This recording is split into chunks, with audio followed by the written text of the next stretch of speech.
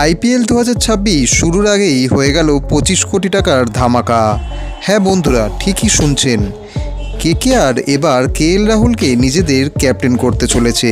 ঠিক এমনটাই শোনা যাচ্ছে বিসিসিআইয়ের রুমে।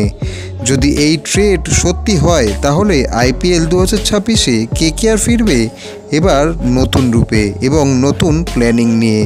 আর এইবার লক্ষ্য একটাই, সেটা হবে ট্রফি জেতা। কেকেআর সম্প্রতি তাদের কোচ চন্দ্রকান্ত পণ্ডিত এবং ভরত অরুণের মতো স্টাফদের বাদ দিয়ে দিয়েছে, যা প্রমাণ করে যে তারা একেবারে নতুন করে আবার শুরু করতে চাইছে।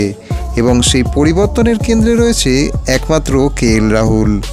রাহুল একজন অভিজ্ঞ ভারতীয় ব্যাটসম্যান।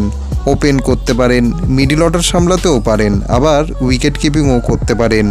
মানে 3-in-1 খেলোয়াড়।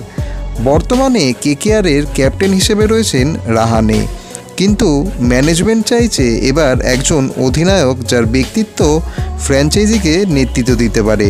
যেমন ধোনি চেন্নাইয়ের আসল মুখ, বিরাট কোহলি ব্যাঙ্গালোরের আসল মুখ, তেমনই কেকেআর চায় নিজেদের একজন আইকনিক ইন্ডিয়ান ফেস। শ্রেয়াস আইয়ারকে ছেড়ে দেওয়ার পর সেই জায়গাটা আপাতত ফাঁকাই রয়েছে, কারণ রাহানেকে দিয়ে কোনো কাজই হয়নি। আর এই ফাঁকা জায়গা পূরণ করতে একমাত্র রাহুলই হতে পারে বেস্ট চয়েস। তো বন্ধুরা, এবার প্রশ্ন একটাই, যে রাহুল কি সত্যি কেকেআরের ক্যাপ্টেন্সি পেতে চলেছে, নাকি এটা শুধুই একটা গুজব? আপনাদের কি মনে হয় বন্ধুরা? এই চাল কি কেকেআরের জন্য গেম চেঞ্জার হতে পারে? ভিডিওর নিচে কমেন্টে অতি অবশ্যই আপনাদের মতামত জানান। দেখা হচ্ছে পরবর্তী ভিডিওতে।